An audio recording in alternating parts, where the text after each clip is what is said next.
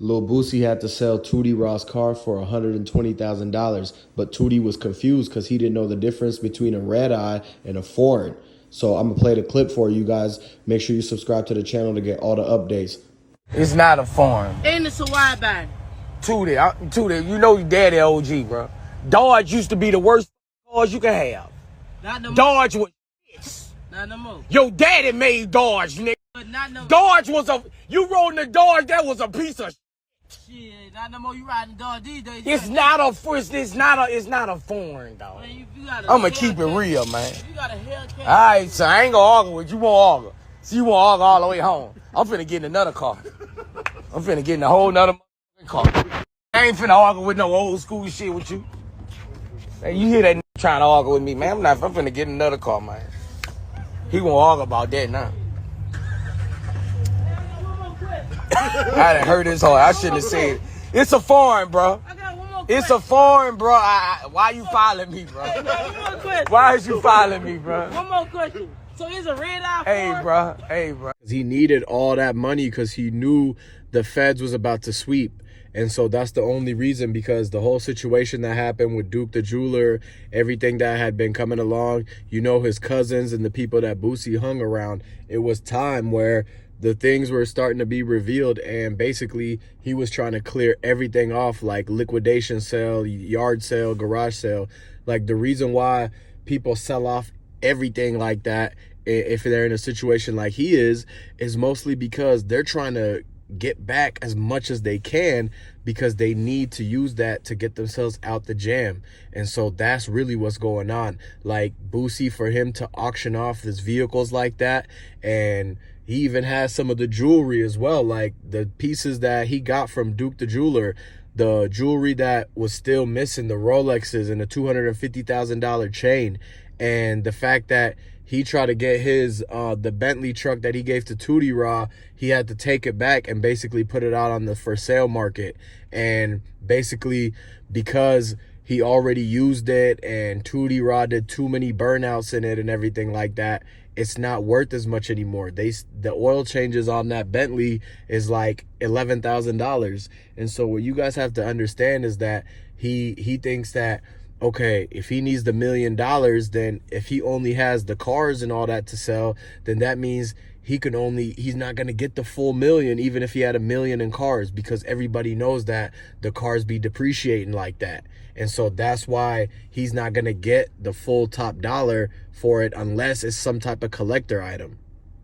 And the only ones that are going up is them certain type of Ferraris, the certain type of them old 1960s, them classic cars where they done already depreciated, and now the value's going back up because they're trending. So what you guys got to realize is that Boosie had to put up almost $2 million or $1.5 million worth of stuff for sale, and he had to take a discount. Everybody knows when somebody's trying to sell something and they need the money now, it's like, and they have to hurry, that's when the people are going to come in and they're going to throw them a lowball offer. When they lowball people, it's because they understand that the people are, oh, it's an opportunity. Like they don't need that anymore. They need the money more than they need the item. And they need it fast. So maybe I could offer them half of what they asking for and they still will take it because they need the money. So when Boosie tried to put that car up for sale for $500,000, the people only offered him $200K for it because they're like, oh, he need the money and we could get it for the low, and they're able to make a flip off of it. So that's why, especially with rich people, especially with people who's supposed to have millions like Boosie, what they were trying to do is that they're like, wait a minute, he's a millionaire and stuff like that, and he says he needs all this money in 48 hours. So what they're going to do is they're going to offer him all low offers, and they're going to try to make it a come up because everybody is getting an opportunity off of the fact that he has to sell everything. It's just like a yard sale or garage sale. If you don't already use the item and you need the cash now and everything like that, then most likely when the people come and offer you like, oh, I'll give you, half for this, or if it's $10, they're like, I'll give you $5, then you'll say yes still, because of the fact that you don't know if there's going to be another person that comes by that's going to be willing to have enough money to even pay for it. And so that's why people, a lot of times, they still take the low ball offer, but it's a lesson to learn, man. In this situation, you have to basically know where, okay, you got to set something aside for a rainy day. The reason why Boosie was in the predicament he was and he needed to come up with millions that quick is because he never set anything aside for a rainy day. I mean, if he did, he wouldn't have had to come up on social media selling everything like that, right? And so that really goes back to the situation where it's like, man, you have to understand that in the time, in the moments, it's like cool to get all the stuff that he done bought and got and like had the whole dealership full of them, right? So just because he went and bought out and splurged out on the dealership, it's like he forgot the fact that, oh, if it's a rainy day where he needs to come up with $1 million to get this and get his head out of waters and to make it so he's not in the hot seat anymore, then he should have had that already set aside.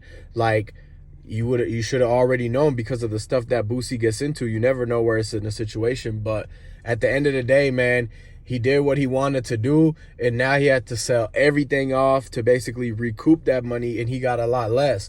Where instead, if he would have put some aside for a rainy day and maybe flipped that money up a couple times, he probably would have had no problem up in the mill in 48 hours, because he already made that mill off of money he done put away for a rainy day, and it invested and it done doubled and tripled up. So that's what you got to pay attention to, because, you know, at the end of the day, it's cool that he was able to give Tootie Rod the car, but he should be like, okay, it's a lesson learned for Tootie Rod, because now it's like, all right, Tootie Rod, he's going to have to understand that they're going to have to take their money from that reality TV show and spend, you know, you could spend whatever, but you got to remember to put some for a rainy day, because you never know what happened. There's always going to be emergency situations. And so that's what ended up happening. The whole situation with Duke put Boosie in a predicament where he had to basically, you know, come up with a way to help out and try to get the chains back. And he had to up money to clear the air. He had to show his condolences. He had to basically pretty much take responsibility of anything that he could have had any type of people feeling a certain way about. And so at the end of the day, man, that's what all this stuff is like, comes down to, is to be prepared for certain situations. You got to be prepared. You have to basically expect the best, but be prepared for the worst. Because at the end of the day, it's not a perfect world. And so that's why you have to be able to practice and prepare and be on point with these things. Because if you always practice and you always prepare, then you will be prepared for when the situation arises, whatever it ends up being.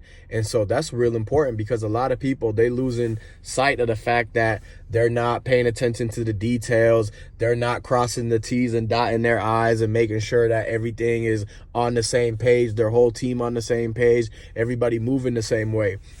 And so that's what preparation is all about. And so, you know, with Duke, like, he could have prepared a little bit better. He could have had more security, or he could have prepared to be able to realize that Duke and Boosie or whatever, if a fallout happened, or the fact that they didn't let him into the parking lot, he should have prepared and was like, okay, if they can't protect me no more, or if they turn on me, I got to find a way to get out the jam quick. And so really, if you break it down and you really think about that and open your eyes and realize that everything is going to be full circle and revolving, then you will understand that that's exactly what's happening. And so for that reason, you have to keep in mind that this is ongoing. There's going to be more details to come out. So I'm going to be coming out with way more breaking news. So you have to just stay tuned to the channel and make sure you're paying attention to everything and hit that notification bell so you get updated every time. Other than that, make sure you like this video. And if you're new, subscribe to the channel. And I'm going to catch you on the next one. I'll see you there.